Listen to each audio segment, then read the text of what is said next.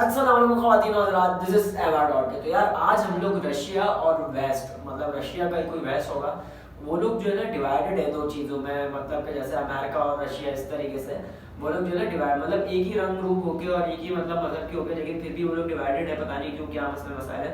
तो वही चीज़ हम लोग आज जानेंगे द कोहिस्तानी की न्यू वीडियो के ऊपर। तो आइए स्टार्ट करते से पहले बस मैं आपको इतना बोलूँगा कि अभी तक अगर आप मेरे चैनल को सब्सक्राइब नहीं किया ना यार, कर दो भाई, कर दो, सब्सक्राइब कर दो। करते हैं स्टार्ट। मुझे दूर से ये बिल्डिंग नजर आई, मैंने सोचा कि ये मस्जिद है, तो मैं भाग के यहाँ नमाज पढ़ने आया। लेकिन पास आके पता चला कि ये तो मस्जिद है ही नहीं, ये तो चर्च है। लेकिन चर्च तो हमेशा से ऐसे नहीं दिखते, तो रशिया में ये सारे बिल्डिंग्स मस्जिदों की तरह क्यों? और ये इतना बड़ा मसला है कि रशिया और वेस्ट एक ही कलर, एक ही रिलीजन होने के बावजूद भी आज तक लड़ रहे हैं। जब इस्लाम पहले आया तो मुसलमानों के पास कोई पैसे वैसे इतने नहीं थे, और उनकी बिल्डिंग्स हमेशा बहुत ही सिंपल और सादा और इस किस्म की बिल्डिंग्स थी। लेकिन आहिस्ता आहिस्ता मुसलमानों ने बहुत ही तेजी से रोमन और पर्शियन एम्पायर दोनों को फतह कर लिया, और उनके सारे खजाने और ट्रेजर्स मुसलमानों को मिल गए। ये ऐसा है कि अगर आज कोई रशिया और अमेरिका दोनों को फतह करे तो सिर्फ 50 साल बाद मुसलमानों के एक बहुत ही ताकतवर बादशाह जिसका नाम अब्दुल मलिक बिन मरवान था, उसने पहली दफा यरूशलेम में ये building, dome of the rock, ये इसलिए नहीं कि इस्लाम में कोई राउंड शेप या डोम की कोई हैसियत है या इज्जत है, ये इसलिए कि इससे 100 साल पहले क्रिश्चियंस ने दुनिया की सबसे खूबसूरत बिल्डिंग बनाई थी जिसका नाम था हाया सोफिया। उसी से इंस्पायर होके मुसलमानों ने भी यरूशलेम में मस्जिद अक्सा के पास डोम ऑफ द रॉक बनाया, और यहाँ से इस्लाम में डोम्स बनाने का कल्चर शुरू हो गया। और मदीना में भी रसूलुल्लाह सल्लल्लाहु अलैहि वसल्लम का रोज़ा मुबारक भी एक सादा सी बिल्डिंग थी, लेकिन उसे उमर बिन अब्दुल अजीज ने 5 साइडेड वॉल देके बनाया था ताकि मुसलमान उसे मक्का में काबा की तरह समझ के उसका भी तवाफ शुरू ना करें। लेकिन इसके ऊपर भी डोम बना, ये किसने बनाया?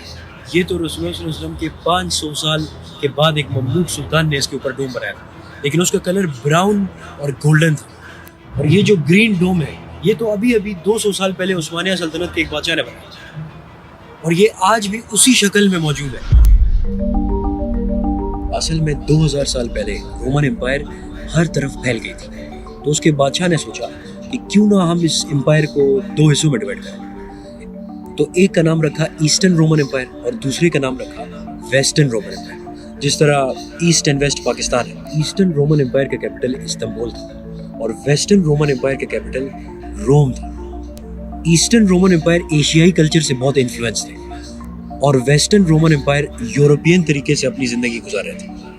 तो आराम से इन दोनों में कल्चरल डिफरेंसेस बहुत तेज़ी से बढ़ते गए, और आराम से इन दोनों एम्पायर्स के दरमियान लड़ाइयाँ शुरू हो गई।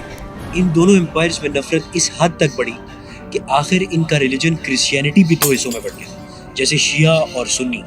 तो वेस्टर्न रोमन एम्पायर कैथोलिक्स बने, जिसमें पोप की हर बात को माना जाता है और पोप सबसे इम्पोर्टेंट बंदा होता है, और ईस्टर्न रोमन एम्पायर ऑर्थोडॉक्स, मतलब पुरानी क्रिश्चियनिटी को मानते रहे। फिर भी ये दोनों एक दूसरे को भाई मानते थे। लेकिन आज से 1000 साल पहले रोम के पोप ने इस्तांबुल एक खत भेजा और ऑर्थोडॉक्स क्रिश्चियनिटी के हेड से कहा कि गेट आउट, आज के बाद तुम जानो तुम्हारा रिलीजन और हम जाने हमारा रिलीजन। इस खत के बाद ये दोनों साइड्स इतने ज़्यादा डिवाइड हुए कि उसके बाद कभी भी ये एक नहीं हो सके, और आज तक ये एक दुश्मनों की तरह एक दूसरों से लड़ रहे हैं, और आज तक इन दोनों के डिफरेंस क्लियरली देखा जा सकता है। वेस्ट का चर्च ऐसा होता है और ईस्ट का चर्च हमेशा मस्जिदों की तरह होता है, और पोप हमेशा क्लीन शेव होता है, जबकि ऑर्थोडॉक्स क्रिश्चियनिटी के बड़े हमेशा से मुसलमानों की तरह होते हैं। लेकिन ये सब तो तुर्की और इस्तांबुल की स्टोरी है, इसमें रशिया का क्या ताल्लुक है? असल में मुसलमान हमेशा से कॉन्स्टेंटिनोपल को फतह करना चाहते हैं, तो फाइनली उस्मानिया सुल्तान, ओनली 21 ईयर ओल्ड सुल्तान महमद फातेह ने फाइनली कॉन्स्टेंटिनोपल को फतह कर लिया, और उसका नाम इस्लाम्बुल रखा। और क्रिश्चियंस को फुल आज़ादी थी कि वो जहाँ भी जाना चाहे और जहाँ भी इबादत कर सके वो जा सकते हैं। लेकिन ईस्टर्न ऑर्थोडॉक्स क्रिश्चियंस वेस्ट तो जा नहीं सकते थे, क्योंकि वहाँ पोप ने इनके काम तमाम करने का प्लान बनाया हुआ था। तो इनके पास सिर्फ एक ऑप्शन रह गया था, वो था नॉर्थ रशिया। और ये सारे लोग वहाँ से रशिया की तरफ आ गए और मॉस्को ऑर्थोडॉक्स क्रिश्चियंस का कैपिटल बन गया। और आज भी अमेरिका और रशिया के दरमियान वही लड़ाई जारी है, हालांकि इनका कलर, रिलीजन सब सेम है। सो कोइंसिडेंस और मे बी नॉट। यार मतलब ये क्या जंग चल रही है भाई, ये ये तो यकीन मानो मुझे पहली बार पता चला यार भाई, क्या चल रहा है यार। मतलब सेम चीज सब कुछ सेम, सिर्फ जंग किस बात पे आप देख रहे हो भाई, सिर्फ इस बात पे यार। मतलब भाई मतलब अगर आप इसकी हिस्ट्री आप और निकालेंगे ना तो आपको और मजा आएगा, और मैं अगर मुझे इसकी हिस्ट्री मिलेगी तो मैं जरूर इसके ऊपर पार्ट 2 का रिएक्शन बनाऊंगा।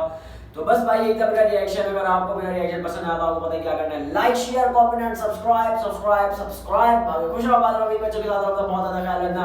अस्सलाम वालेकुम व रहमतुल्लाह।